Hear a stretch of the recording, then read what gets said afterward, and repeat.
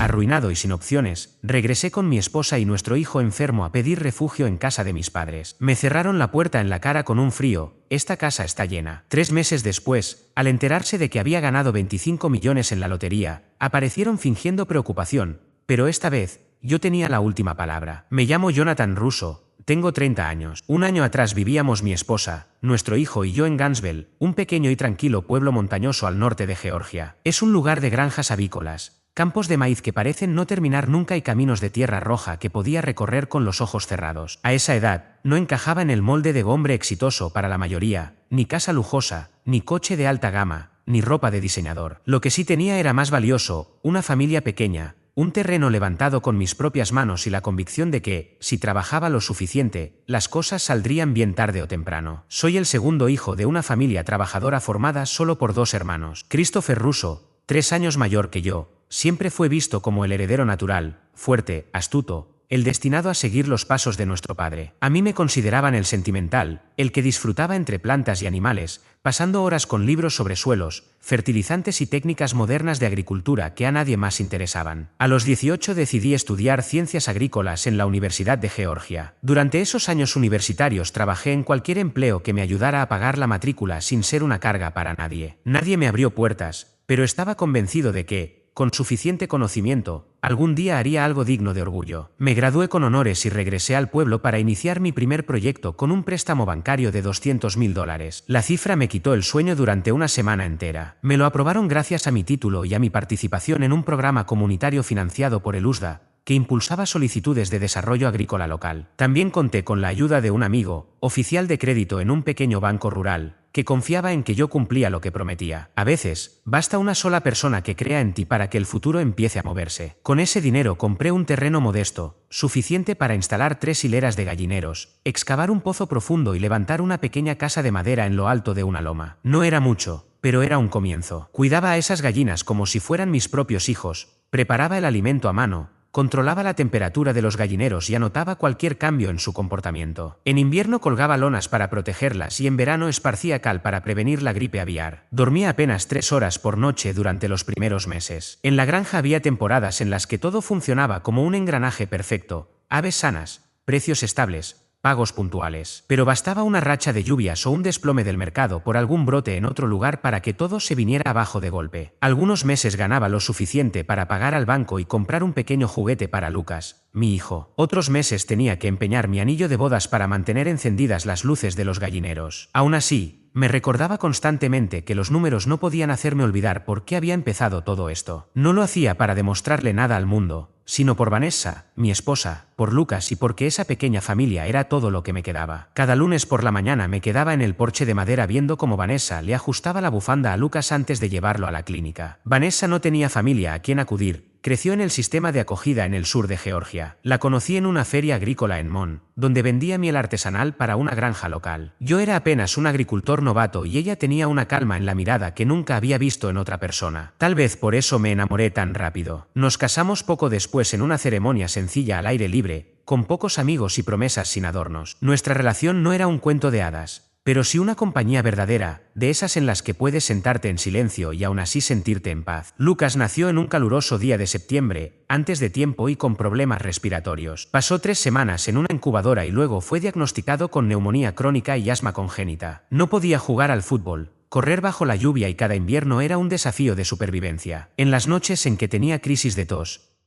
siempre era Vanessa quien se quedaba junto a él, a veces dormida en la silla con el nebulizador todavía en la mano. No teníamos suegros ni parientes adinerados. Esa granja, por dura que fuera la situación, era lo único que nos mantenía unidos, el único lugar al que aferrarnos cuando todo lo demás parecía tambalear. Por eso, sin importar las amenazas del banco o las veces que Lucas terminó en el hospital, me negaba a rendirme. Si perdíamos ese terreno, no solo perdería tierra, perdería el único hogar que habíamos conocido. Pero la vida volvió a acorralarnos. En marzo del año pasado comenzaron a circular noticias sobre un nuevo brote de gripe aviar H5N1. Al principio no le di importancia, esas alertas se repetían cada año. Sin embargo, en 2 semanas, las granjas de la región empezaron a caer una tras otra. En el condado de Hall, al sur, tuvieron que sacrificar más de 15.000 aves en un solo día tras una inspección estatal. Temía que mi turno llegara pronto, y no me equivoqué. Una mañana, como siempre, fui a revisar los gallineros. En el segundo, encontré 3 gallinas inmóviles en una esquina, una de ellas temblaba, con el pico abierto y la mirada perdida. Reconocí ese síntoma al instante. Al mediodía llamé al representante de Luzda. Vinieron, hicieron las pruebas y 2 días después recibí la noticia oficial. Todo el lote debía sacrificarse. Tras la inspección, más de 7.000 gallinas desaparecieron en cuestión de horas. No murieron por el virus, sino por las normas. Un resultado positivo convierte a toda la parvada en alto riesgo y obliga a eliminarla para proteger la cadena de suministro. Aquel día, permanecí de pie observando cómo los camiones se llevaban las jaulas del corral. La escena me dejó vacío. En unas horas, todo mi trabajo, mi inversión y mi fuente de ingresos habían desaparecido. El gobierno ofreció una compensación, pero lo que Luzda pagó no cubría ni una fracción del valor de las aves, mucho menos el alimento, la mano de obra o los costos de operación. Y, por supuesto, nadie se haría cargo de las ganancias perdidas. No tuve tiempo de lamentarme. Después del sacrificio de las aves, quedaba una lista interminable de tareas: limpiar los gallineros, retirar escombros, esparcir cal, rociar desinfectante, desmontar las barreras de cuarentena. El cielo estaba encapotado y el suelo cubierto de barro. En un intento por acelerar el trabajo, traté de mover un viejo compactador de heno hacia un rincón del gallinero. Fue entonces cuando mi pie izquierdo se enganchó en una barra metálica y todo se volvió blanco. No sé con certeza cómo caí. Solo recuerdo el sonido seco dentro de mi cabeza al torcerse mi rodilla bajo mi propio peso. Grité, pero la casa estaba a casi 100 metros de distancia y esa mañana no había llevado el teléfono. Me arrastré por la hierba mojada, con las palmas hundiéndose en el barro y la pierna izquierda arrastrándose detrás. Cada metro avanzaba entre punzadas de dolor, con el corazón acelerado y el sudor corriendo como si tuviera fiebre. No sé cuánto tiempo pasó hasta alcanzar el porche,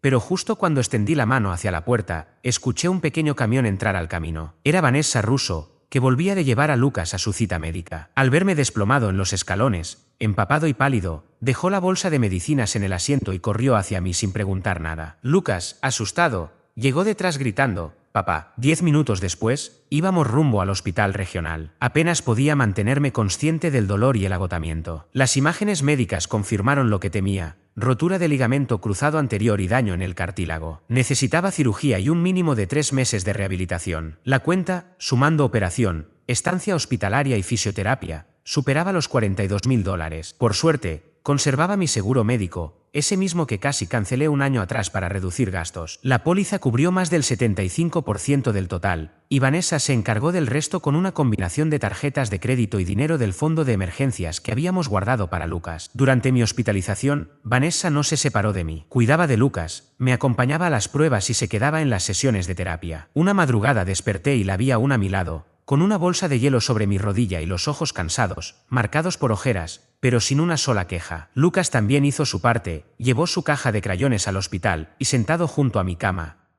dibujaba gallinas sonrientes con alas de mariquita. «No te preocupes, papá», me decía con voz suave pero firme. «Cuando mejores, volveremos a criar gallinas». Aquellas palabras y gestos fueron el ancla que me impidió derrumbarme por completo. 3 semanas después de la cirugía, regresé a la granja apoyado en una muleta de madera. No había cantos de gallos al amanecer, ni olor a pienso fresco, ni el ruido de las bandejas de alimento. Solo gallineros vacíos y una capa de polvo cubriendo cada viga, como una despedida silenciosa. Las facturas no dejaban de llegar: electricidad, agua, medicinas para Lucas, sesiones de fisioterapia, el nebulizador portátil para sus ataques de asma. Vanessa llevaba todo el peso sobre sus hombros. Intenté pedir otra prórroga al banco, pero después de 2 extensiones, su respuesta fue definitiva: o invertíamos y demostramos que podíamos operar de nuevo en 60 días, o perderíamos la propiedad. Supe entonces que el tiempo se había agotado. Empezamos a empacar y vender todo lo posible: el generador, la trituradora de alimento, las lámparas de calor, incluso el congelador grande donde guardábamos comida para el invierno. Solo conservamos una cosa: la camioneta, vieja, baja y con el aire acondicionado roto desde hacía 2 años.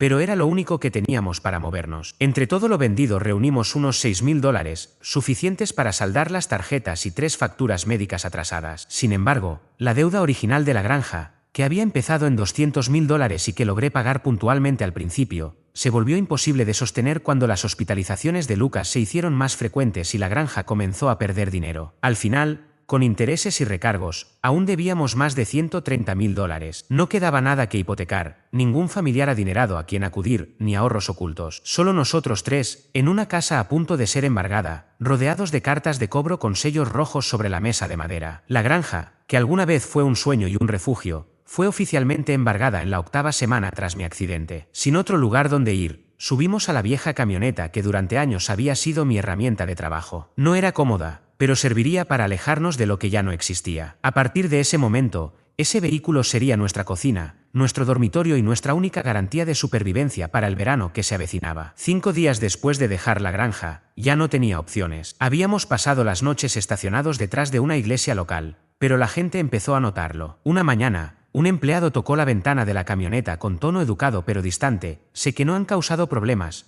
pero no podemos permitir estacionamiento nocturno por mucho tiempo. Agradecí en silencio, aunque por dentro sentía un nudo. Probamos algunos campamentos gratuitos, pero el calor era insoportable y Lucas empezó a tener dificultades para respirar. Vanessa intentaba mantener la calma, pero notaba cómo la esperanza se apagaba en sus ojos. Lucas ya ni siquiera preguntaba «¿Vamos a casa, papá?». Solo se quedaba en silencio, acurrucado en los brazos de su madre al caer la noche. Aquella noche me quedé solo al volante, mirando el cielo oscuro y sintiendo una mezcla de vergüenza y desesperación. Durante años, en acción de gracias, envié algo de dinero o alguna cesta navideña, no por cariño, sino para no parecer ingrato. Nunca llamé ni regresé a la antigua casa. Evitaba enfrentar la incomodidad y la sensación de ser un extraño entre los míos. Pero esta vez no se trataba de orgullo, ni de perdón, ni de buscar aceptación. Ahora era por Vanessa y Lucas. Ellos necesitaban un techo y un lugar donde respirar. Y si eso implicaba tocar la puerta de una casa que alguna vez me quebró, tendría que intentarlo. Al día siguiente emprendimos el viaje. El trayecto de Gainesville a Dalton suele ser de poco más de 2 horas, pero con nuestra vieja camioneta, cada vez más desgastada, y el calor que superaba los 32 grados, tardamos casi 3. Aparcamos justo frente a la casa de mis padres. Me quedé unos segundos con la mano en la manija, respiré hondo y toqué el timbre. 5 minutos después, mi madre abrió la puerta. Permaneció inmóvil, como si no pudiera creer lo que veía. «¿Jonathan?», preguntó, escaneando mi rostro antes de mirar a Vanessa y a Lucas. Forcé una sonrisa cansada. «Estamos pasando por un momento muy difícil, y no tenemos otro lugar donde ir». Ella no respondió de inmediato.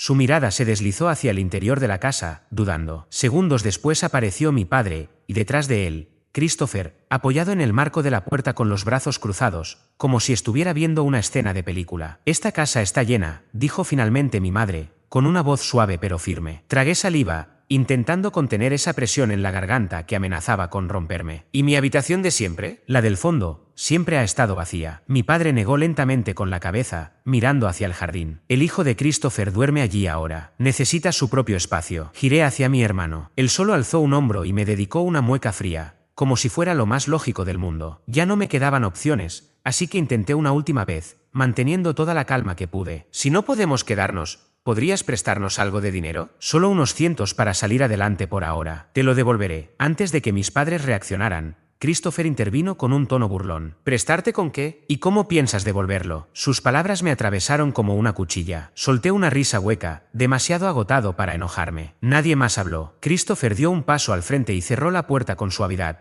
pero de forma deliberada. Empujó a mi madre hacia adentro y se dio la vuelta como si nada hubiera pasado. Descendí por las escaleras del porche sin prisa. Vanessa me siguió en silencio, con Lucas aún dormido en sus brazos. Abrí la puerta de la camioneta y una ráfaga de aire caliente me golpeó el rostro, aunque no se comparaba con la punzada de saber que la casa donde crecí ya no era nuestro hogar. Conduje casi 1 hora sin rumbo fijo. No existe un lugar en el mapa llamado refugio temporal para quienes lo han perdido todo. Pensé en un estacionamiento de Walmart o en algún camping cercano, pero en todos había carteles de prohibido pasar la noche. Solo quedaba el terreno de tierra detrás de la iglesia Hope Baptist, donde habíamos dormido unos días antes. No regresé porque quisiera, sino porque, al menos allí, Vanessa podía descansar sin miedo a que nos echaran en mitad de la noche, y Lucas había estado allí una vez por una actividad de niños enfermos. Eso lo convertía en un sitio seguro. Aquella noche, Vanessa no pronunció palabra. Acostó a Lucas en el asiento trasero, lo cubrió con una manta fina y se sentó a su lado en silencio. Apagué el motor, dejé las ventanas entreabiertas y me incliné sobre el volante, sintiéndome vacío. Fue entonces cuando escuché a Lucas respirar con dificultad. Vanessa le tocó la frente y me miró. En sus ojos, siempre serenos incluso en el caos, comenzaban a aparecer grietas. «Está ardiendo», susurró. «Creo que tiene fiebre». Me giré hacia el asiento trasero. Sus mejillas estaban encendidas, los labios secos, y cada respiración parecía costarle un esfuerzo enorme. Comenzamos a buscar en una caja vieja algo de medicina, un termómetro y toallitas. En ese momento sonó mi teléfono, una videollamada. El nombre en pantalla me dejó inmóvil. «Michael Grant». Dudé un instante y contesté. Su rostro apareció, iluminado por la luz del techo. «¿Jonathan?». Levantó una ceja. «Acabo de ver las noticias sobre el brote en Gainesville». «¿Era tu granja?». Asentí, intentando que mi voz no se quebrara. «Sí, todo se perdió. Maldita sea, exhaló, moviendo la cabeza. Vi el artículo y pensé en llamarte para saber cómo estabas. Sin pensarlo, giré un poco el teléfono. La cámara mostró el interior de la camioneta, con la luz de la calle iluminando a Vanessa mientras abanicaba a Lucas, que soltó un gemido suave. «Espera, ¿dónde estás?», preguntó, frunciendo el ceño. «En la camioneta, detrás de una iglesia, por ahora». «¿Y tu hijo? ¿Está bien?», insistió. «No», respondí bajo. «Tiene fiebre. Estamos intentando bajarla.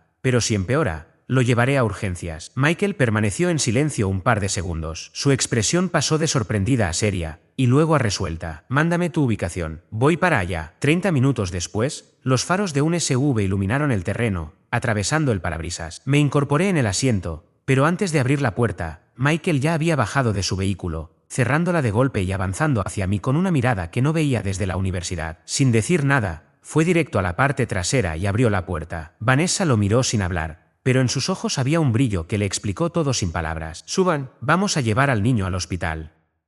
Lo demás puede esperar». Asentí y tomé a Lucas con cuidado. Su cuerpo estaba ardiendo y sus manos se aferraban débilmente a mi cuello. Vanessa me apretó la muñeca un instante antes de soltarme. «Ve, yo los sigo en la camioneta». Atravesamos carreteras solitarias, con farolas que parecían dormidas. Michael no preguntó nada más, sabía que no tenía fuerzas para responder. De vez en cuando, veía sus ojos en el retrovisor, fijos en el camino, cargados de rabia, pero no hacia mí, sino hacia la situación entera. En el hospital del condado, llevé a Lucas directamente a urgencias. Michael fue al mostrador, sacó su tarjeta y la entregó sin dudar. «Amigo», respondió cuando la enfermera preguntó su relación con el paciente. «Solo, no lo hagan esperar». Mientras aguardábamos los resultados, me dejé caer en un banco, con el cuerpo adolorido de los hombros a la espalda. Michael me alcanzó una botella de agua y un sándwich de la máquina expendedora. Lo miré en silencio. Él no esperaba que dijera nada. A la mañana siguiente, la fiebre de Lucas Russo había bajado. El médico confirmó que no había complicaciones graves, solo necesitaba unos días de reposo, en un lugar limpio y fresco, bajo supervisión. Me quedé junto a la ventana del hospital, observando cómo la luz de la mañana atravesaba el cristal, aún sin entender del todo cómo habíamos superado la noche. Michael Grant se apoyó en la pared y comentó: «Tengo un sitio. Mi primo cría cabras en las afueras de Rome, Georgia. Ya es mayor y apenas usa la casa. Tiene 3 habitaciones, una está vacía. Ya hablé con él. Tu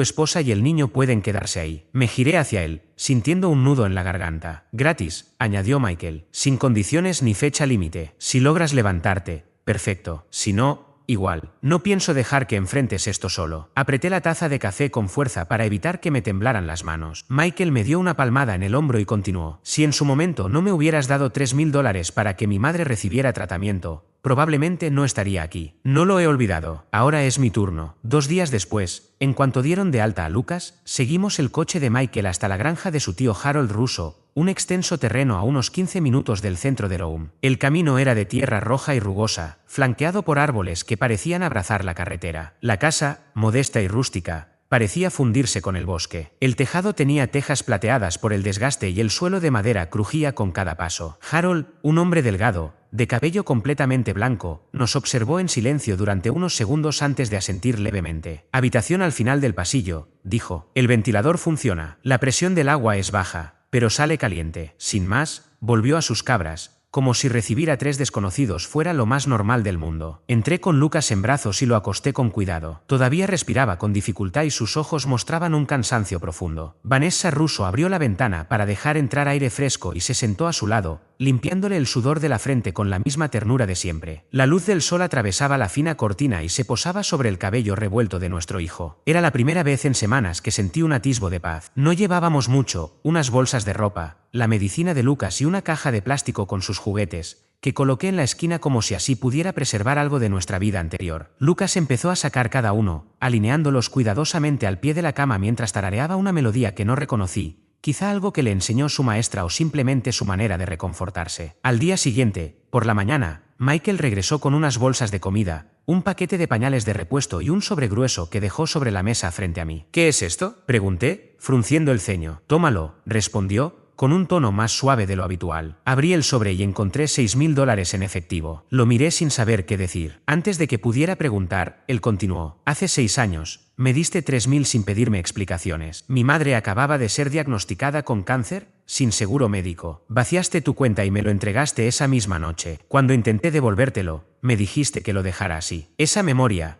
que creía enterrada, volvió de golpe, nítida y dolorosa. Ahora te lo devuelvo, pero el doble, añadió. No porque te deba, sino porque no voy a permitir que tu hijo duerma en un camión.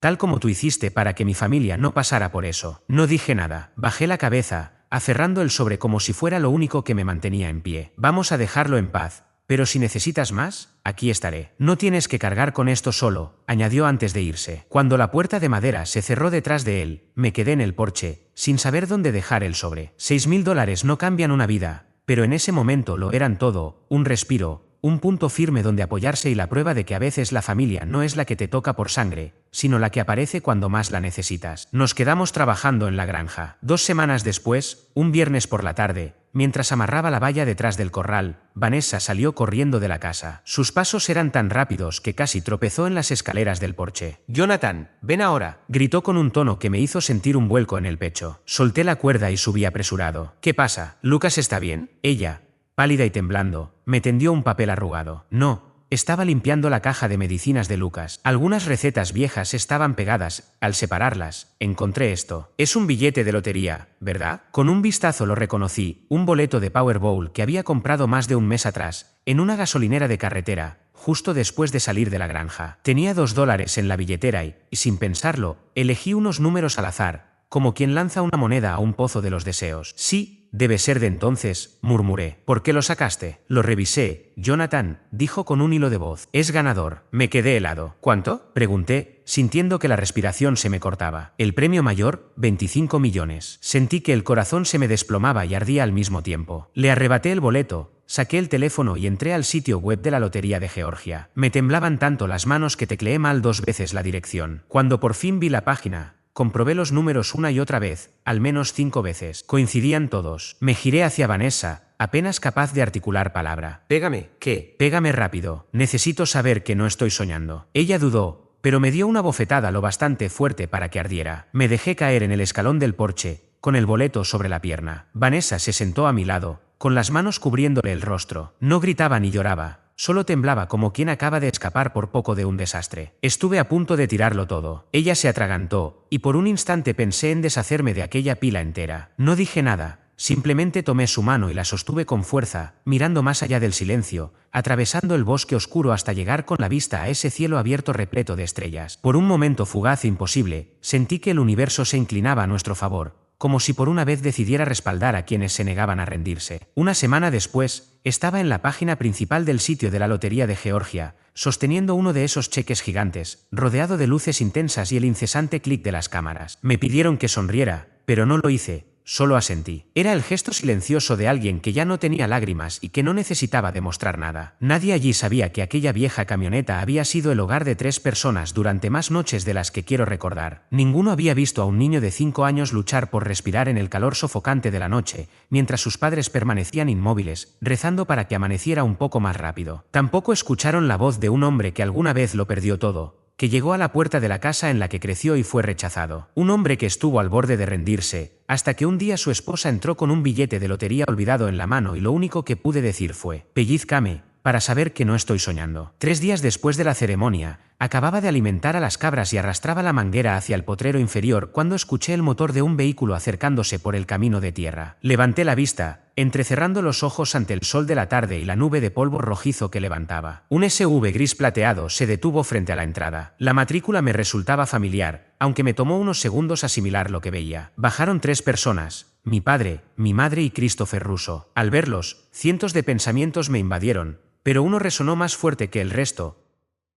Jamás creí que realmente me encontrarían. Por lo visto, los datos publicados, mi nombre, la ciudad y las fotos del anuncio de la lotería, fueron suficientes para seguir mi rastro. Mi madre fue la primera en bajar, cargando una bolsa de papel con el logo de un supermercado que conocía bien. Reconocí las mismas galletas que solía comprar en las fiestas de fin de año. «Traje algunos bocadillos», dijo con una leve sonrisa, como si de verdad se alegrara de verme. Mi padre la siguió con las manos en los bolsillos, y Christopher detrás, sin nada en las manos, medio sonriendo con esa misma seguridad despreocupada que siempre llevaba consigo. Dejé la manguera en el suelo y caminé hacia la verja sin decir palabra, manteniendo la mirada firme, aunque por dentro todo estaba en calma. «Jonathan», empezó mi madre, hablando rápido y con cautela, como si temiera que me diera la vuelta antes de que terminara. «Vi las noticias, tu nombre apareció en la televisión. Me alegré tanto, ¿sabes? Asentí ligeramente, sin responder. ¿Y Vanessa? ¿Está bien?, preguntó, intentando mirar hacia la casa, como si esperara verla por la ventana. Volví a asentir. ¿Y Lucas?, intervino mi padre. ¿Todavía tiene esas crisis de tos? Lo miré unos segundos antes de contestar con frialdad. Sigue respirando. Sigue vivo. Christopher soltó una pequeña risa. Vi a tu esposa en las fotos. Parece dulce y fuerte. Mejor de lo que esperaba. No le respondí, pero mi mirada bastó para decir, mejor, porque no me parezco a ti. Se quedaron allí un rato más, intercambiando miradas como si intentaran ganar tiempo. Finalmente, mi padre carraspeó y cambió el tono. En realidad, empezó, intentando sonar casual, tu hermano tiene una gran oportunidad inmobiliaria en el norte. Un terreno con buenas perspectivas, pero le falta capital. Christopher cruzó los brazos y añadió, si pudieras ayudar con parte de la inversión, ganaríamos todos. Un negocio familiar. Las ganancias quedan en casa. Me quedé observándolo en silencio, inclinando la cabeza como si de verdad lo estuviera considerando. La quietud se prolongó hasta que esbocé una leve sonrisa helada. No era alegría ni enojo, era claridad. ¿Quieres que te preste dinero? Christopher se encogió de hombros. Si te parece bien, incluso podrías regalarlo si quieres. Asentí despacio, manteniendo el contacto visual. Luego, con voz calma y firme, respondí como si cada palabra quedara clavada en el suelo. ¿Prestarte dinero?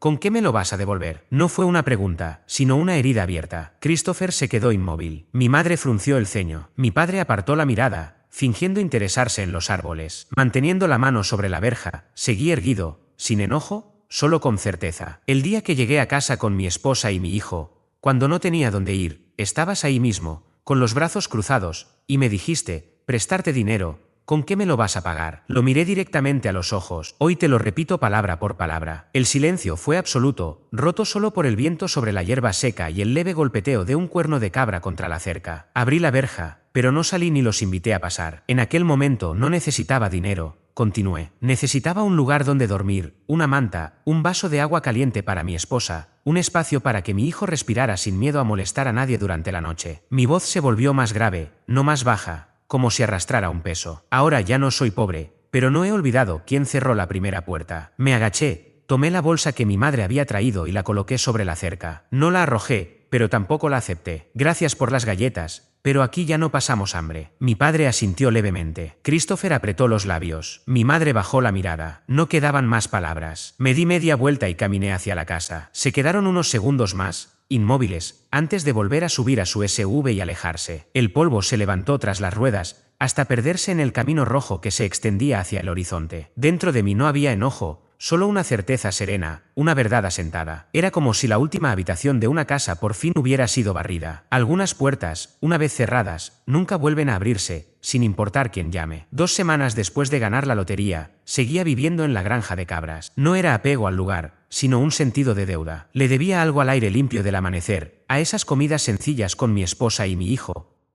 que ahora podíamos disfrutar sin contar las monedas. Y sobre todo, le debía a Harold Russo, el hombre que me abrió su puerta sin preguntar por qué ni exigirme nada a cambio. Él seguía siendo el mismo, cada mañana, en los corrales, con su termo de café en la mano, murmurando a las cabras como si fueran viejos compañeros de trabajo. Cuando se enteró de mi premio, apenas arqueó una ceja, esbozó media sonrisa y me dio una palmada en la espalda como si fuera un asunto sin importancia. Está bien, mientras recuerdes vivir con decencia, me dijo. Y lo recuerdo, y jamás lo olvidaré. Cuando finalizó la verificación oficial, tuve que elegir, recibir el total en pagos anuales durante 30 años o cobrarlo de una sola vez. Opté por el pago único, más práctico, más seguro. El premio ascendía a $25 millones, pero, tras retener el 24% de impuestos federales y casi un 6% del estado de Georgia, mi monto neto fue un poco más de 10 millones. Por primera vez en mi vida, tenía lo suficiente para ayudar sin pedir permiso a nadie. Contraté a un asesor financiero independiente, recomendado personalmente por Michael Grant. Era un hombre jubilado que vivía a 40 minutos, siempre vestido con camisas de franela. Su primera pregunta no fue en qué quiere invertir, sino qué quiere conservar. Bajo su orientación,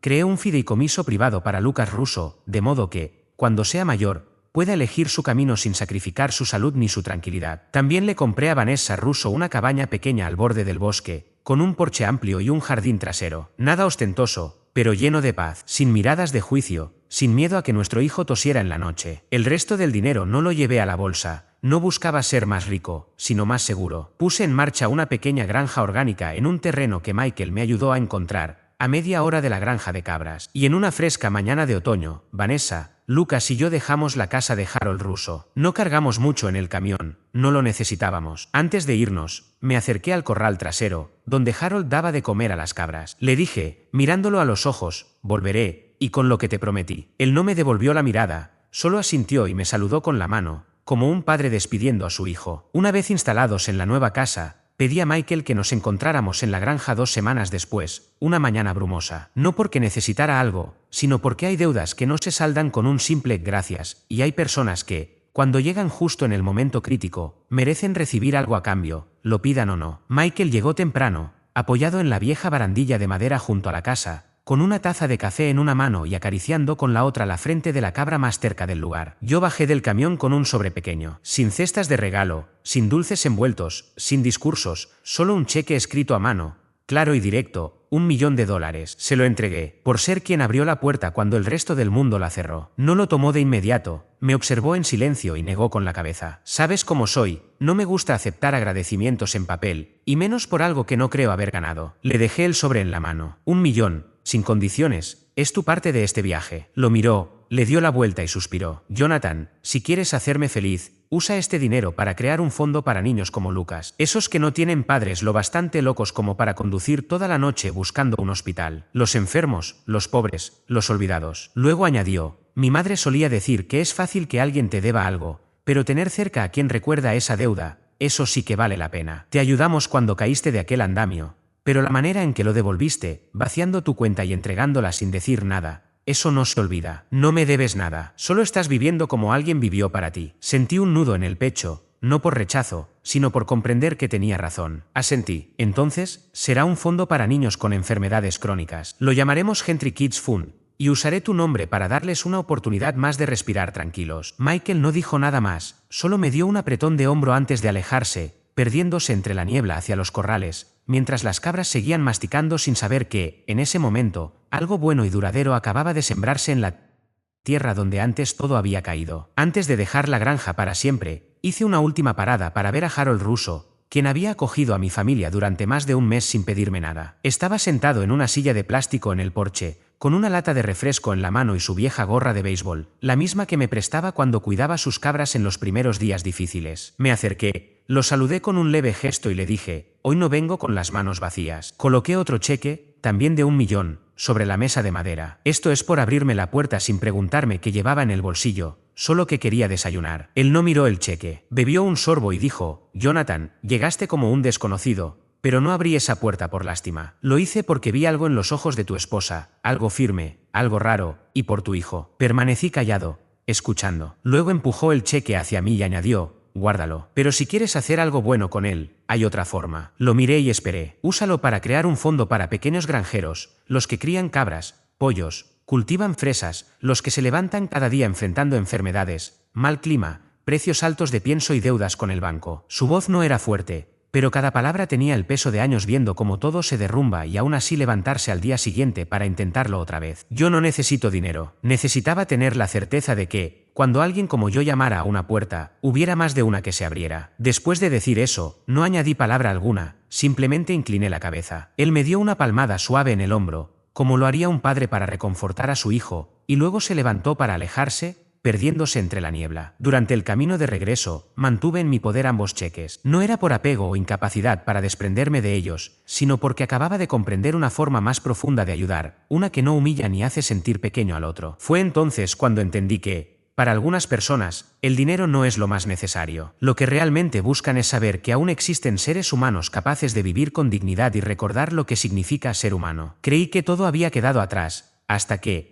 una tarde de diciembre, mientras regaba las plantas del jardín, vi acercarse nuevamente aquella SUV gris plateada a la entrada. Esta vez no había galletas, ni charlas forzadas, ni sonrisas frágiles. Christopher Russo bajó primero, su rostro estaba enrojecido, los ojos encendidos, como si quisiera golpear algo solo para escuchar el crujido. Detrás de él, mi madre caminó con un semblante carente de cortesía, mientras mi padre permanecía junto al coche, las manos en la cintura, alzando la voz antes incluso de que yo alcanzara la reja. Así que tienes $2 millones para una caridad absurda, pero ni un solo centavo para tu propia familia, escupió con rabia. Aquella misma mañana, El periódico local había publicado un artículo sobre la fundación benéfica que lancé para ayudar a niños con enfermedades crónicas y a pequeños agricultores afectados por desastres. En la imagen aparecía yo entregando un cheque simbólico en un hospital infantil, acompañado de una frase mía: quiero ayudar a las personas que nunca me cerraron la puerta. Quizá ese fue el detonante que encendió la mecha. Tal vez ellos ya sabían que sería la última vez que estarían allí. Mi madre avanzó, la voz afilada: somos tu familia, Jonathan, tu propia sangre, y les das todo ese dinero a extraños. Christopher Russo no se quedó atrás. Se acercó hasta quedar frente a mí, y señalándome el pecho con un dedo, soltó: eres un maldito desagradecido. Conseguiste tu dinero y ahora crees que eres mejor que nosotros. No respondí, no por temor, sino porque no había nada más que decir. Saqué mi teléfono y marqué, manteniendo la calma. Jonathan, ¿me estás escuchando?, gritó Christopher. Esos 2 millones deberían haber sido para la familia, no para un puñado de cabras enfermas y niños que ni conoces. Me giré hacia él, y con voz baja y firme, dije: la policía estará aquí en 10 minutos. Acabo de denunciar una alteración del orden y amenazas verbales frente a una propiedad privada. Este terreno está a mi nombre. Mi familia está dentro, mi esposa está asustada. Mi hijo duerme y las cámaras de seguridad registran todo. Hice una pausa, miré a mi madre a los ojos y añadí: mi abogado presentará una orden de alejamiento contra todos ustedes. Mi madre se quedó inmóvil.